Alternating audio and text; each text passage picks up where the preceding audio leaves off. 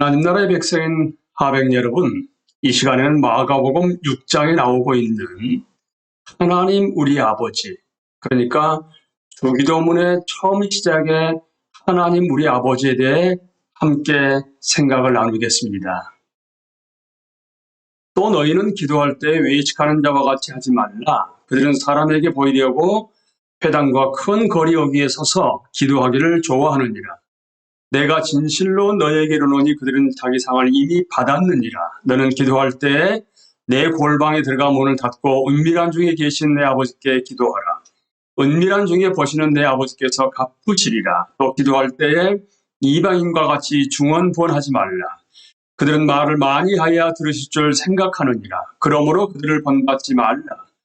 구하기 전에 너에게 있어야 할 것을 하나님 너희 아버지께서 아시느니라. 그러므로 너희는 이렇게 기도하라. 하늘에 계신 우리 아버지여, 이름이 거룩히 여김을 받으시오며. 소련이 무너진 뒤에 케네스 베일리 선교사는 과분하게도 리가에서 라트비아 루터 교회를 대상으로 강연을 했습니다. 참석한 이들은 대부분 연령이 25세에서 35세 사이였습니다. 이는 그들이 받은 교육이 모두 무신론을 교리처럼 쥐발했던 공산국가체제 교육이었음을 의미했습니다. 그 강연에 참석한 한 젊은 여성에게 케네스 베일리 선교사는 어떻게 신앙을 갖게 되었는지 물었습니다. 사실은 마을에 교회가 있었나요?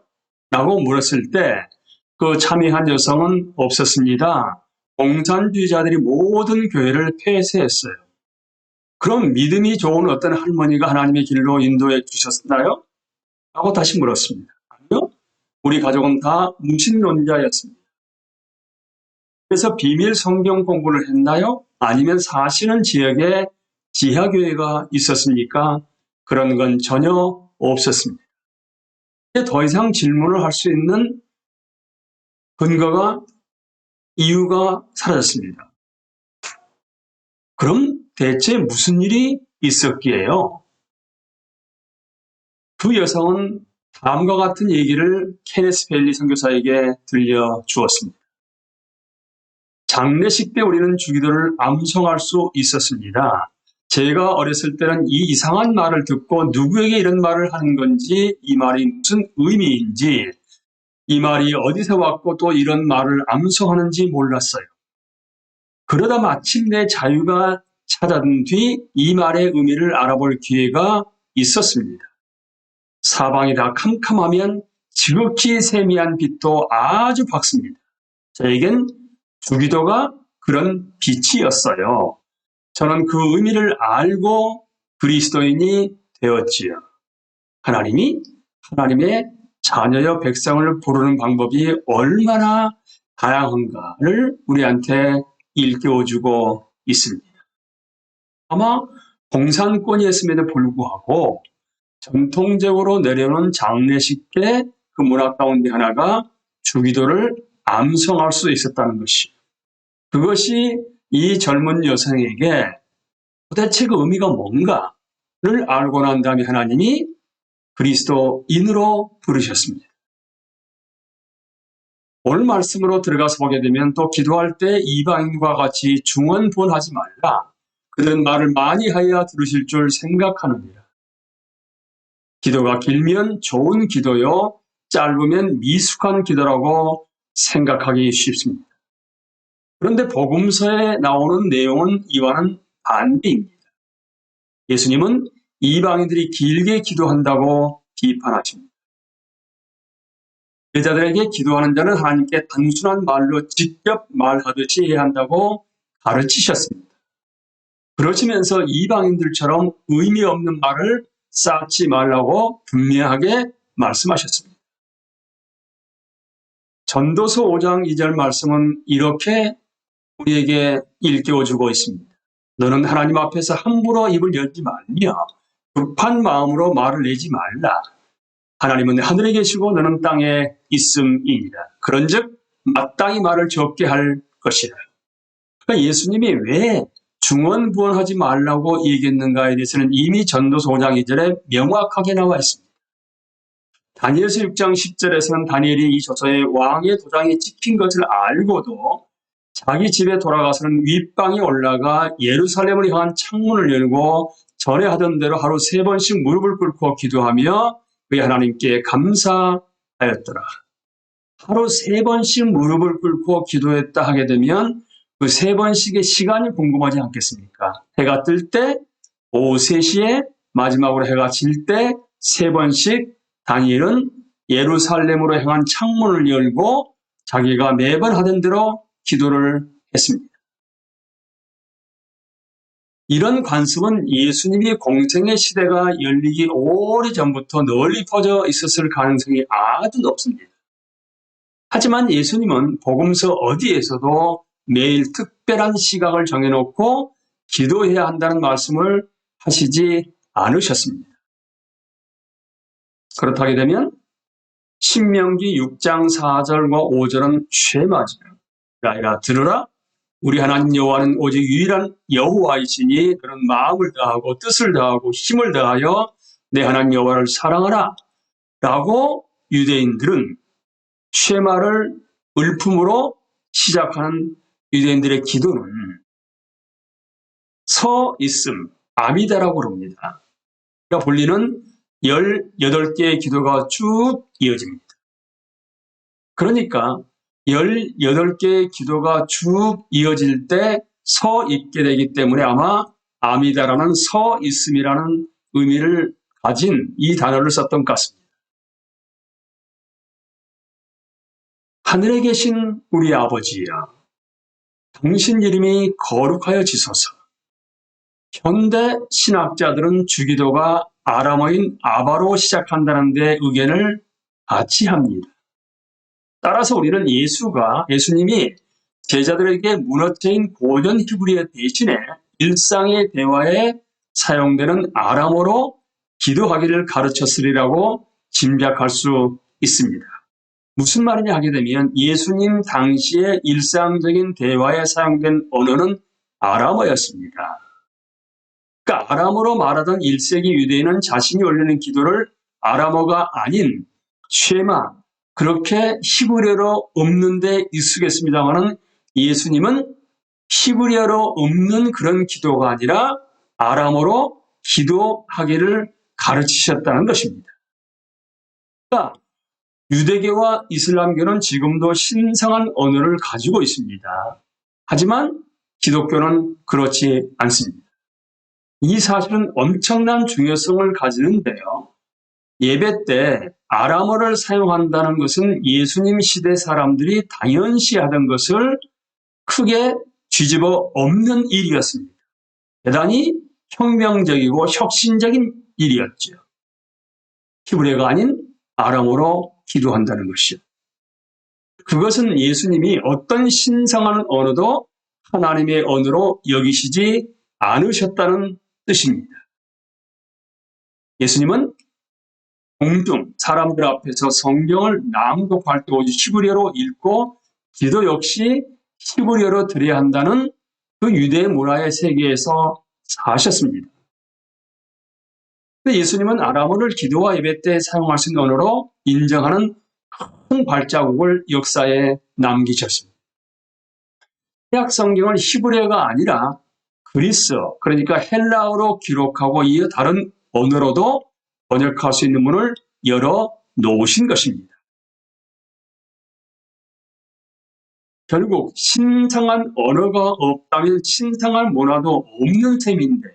이 모든 것은 성육신, 하나님이신 성자 예수 그리스도가 육신을 입고 오신 성육신이 가져온 자연스러운 결과입니다. 말씀이 하나님으로부터 인간으로 번역되어 육이 되셨다면 이제는 그 말씀을 다시 다른 문화와 언어로 번역할 문이 열린 셈입니다. 이게 성육신에 숨겨진 의미입니다. 이제 그리스도인들은 자기 마음에 있는 언어를 사용하여 하나님의 임재 안으로 들어갈 수 있습니다. 여러분들은 사도행전에서 성령이 임하시면서 베드로의 그 설교를 각각 자기 언어로 듣게 하신 하나님이십니다. 우리는 이런 유산에 익숙해져서 그 시초의 예수가 아람어를 주기도의 언어로 택하신 일이 있었다는 점에 주목하지 않는 수가 있습니다. 그렇게 되면 궁금하시죠? 유대인들이 회당에서 그 당시에 드리는 기도의 시작이 어떻게 됐을 것인가? 그러니까 유대 회당에서 올리는 테필라, 기도들은 시작하는 방식이 여러 가지가 있었습니다. 18개의 기도 중 몇 가지는 아브라함의 하나님, 이삭의 하나님, 야곱의 하나님으로 시작합니다. 우리 조상의 하나님도 등장합니다. 또 다른 기도 중에는 하나님을 복되시니 거룩하시니 예루살렘을 세우시니 능력 있으시니 이스라엘을 구속하시니 우리 아버지 은혜로우시니라고 부릅니다.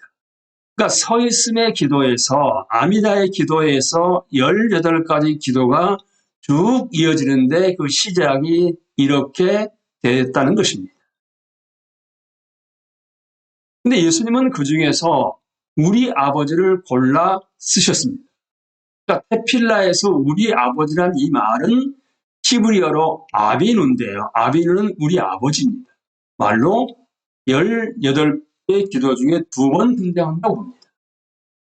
그러니까 하나님을 아브라함과 이삭과 야곱의 하나님이라 부르는 것은 특별한 역사를 가진 특별한 백성으로서 기도하는 것인데 그는 이스라엘, 유대 민족이 가지는 독특한 자기들한 주는 특권 중에 하나겠죠. 하지만 우리 이방인들에는 이렇게 시작되는 기도가 사실은 좀 낯설리지 않겠습니까? 물론 그리스도인은 이 위대한 집안에 입양되었기 때문에 이 이름들은 모든 우리 그리스도인에게 풍성한 의미가 사실상 있습니다. 하지만 예수님은 시작을 하늘에 계신 우리 아버지의 제자들에게 아바라 기도하라고 가르치십니다. 아브라함과 한 민족임을 내세우는 이들의 공동체를 뛰어넘어서 아브라함의 언약을 기억하신다게 되면 모든 민족, 모든 언어, 모든 국가입니다. 뛰어넘어 믿음에 기초한 더 큰 가족을 내다보는 비전을 강조하셨습니다. 요한계시록에서도 모든 민족, 언어, 거기에 백성들이 동참해서 하나님을 예배하고 있지 않습니까? 그러니까 모든 인간은 어느 종족이나 민족에 속해 있던 한 아버지를 갖고 있습니다. 따라서 하나님이 우리 아버지시라면 모든 사람이 똑같이 하나님을 아버지라고 부를 수 있습니다. 그런데 아바라는 말은 민족이나 역사를 기준으로 내부자, 외부자를 결코 가르지 않지요. 아바라는 말에 이런 포용력에 우리가 주목을 해야 합니다만은 이 말 자체를 탐구해 보는 것이 대단히 중요합니다. 예수님은 무슨 생각으로 아바라고 부르셨을까? 또 예수님 시대에는 이 말을 어떻게 사용했을까? 라는 궁금증을 우리가 한 번쯤 가지고 그 궁금증에 대한 답을 아셔야만 합니다. 아람어 사용자들은 육신의 아버지에게 말할 때 이 아바를 사용했는데요. 이 말은 존경하는 지위에 있는 사람을 부를 때도 사용되었습니다. 또한 이 말은 학생이 스승을 부를 때나 자기 아버지를 부를 때 쓸 수 있었습니다. 그렇다면 이제 질문이 이렇게 되는 거죠. 신약 성경에 아빠, 아버지, 아바라고 시작되는 그 단어가 어디 나옵니까? 라고 물어보신다 하게 되면 3번 나오는데요. 복음서 중에서는 마가복음 14장 36절에서 이르시되 아빠, 아버지예요. 아버지께는 모든 것이 가능하오니 이 잔을 내게서 옮기시옵소서. 그러나 나의 원대로 맛이 없고 아버지의 원대로 하옵소서 하시고 언제 이런 기도를 성부 하나님께 성자 예수 그리스도가 드리셨겠습니까? 십자가를 지시기 직전에 드렸던 기도입니다. 아빠, 아버지. 그리고 로마서 8장 15절에서 너희는 다시 무서워하는 종의 영을 받지 아니하고 양자의 영을 받았으므로 우리가 아빠, 아버지라고 부르짖느니라. 우리도 하나님을 아빠, 아버지라고 부를 수 있는 것은 우리 안에 성령 하나님, 예수 그리스도의 영, 양자의 영이 들어와 계시기 때문에 가능합니다. 갈라디아서 4장 6절은 이렇게 얘기합니다. 너희가 아들이므로 하나님이 그 아들의 영을 우리 마음 가운데 보내사 아빠, 아버지라 부르게 하셨느니라. 아들의 영이 누구 영이죠, 여러분? 예수 그리스도요. 성령 하나님은 예수 그리스도만을 증거합니다. 그렇다면 이런 궁금증이 나오는 거거든요. 아바가 아빠라 하게 되면 왜 굳이 아빠, 아버지라고 반복해서 얘기를 했을까? 그러니까 아빠는 아바의 아람어고요. 아버지는 파테르라고 해서 그 당시에 헬라어입니다만 영어로는 지금 father죠. 아람어와 그리스 헬라어가 두 개가 동시에 나옵니다. 그러니까 이 왜 두 번 나올까라는 거에 대해서는 아람어를 모를 수 있는 독자들을 생각해서 아빠의 그 아바가 아버지라는 그 의미라는 걸로 그리스 헬라어로 번역해 놓은 것입니다. 그러니까 굳이 이렇게 두 언어를 사용한 이유는 이제 아시겠죠. 구약 성경은 아버지란 말을 하나님과 관련해서 12번 사용합니다만은 사실상 구약에서 하나님을 직접 부르는 말로 사용되지는 않습니다. 아버지를 하나님이 어떤 분이심을 묘사하는 말로는 사용했습니다. 근데 예수님은 아버지라는 아람어를 칭호로 사용하신 것입니다. 아바는 우리가 아이들에게 처음 가르치는 말입니다. 라고 레바논, 시리아, 팔레스타인, 요르단에 사는 엄마들은 지금도 이렇게 얘기를 합니다. 아바는 우리가 아이들에게 처음 가르치는 말입니다. 그러니까 이 나라들은 모두 한때 아람어를 사용했는데 이 나라 사람들이 아랍어를 사용하는 지금도 이 규정한 말은 살아남아 있는 것입니다.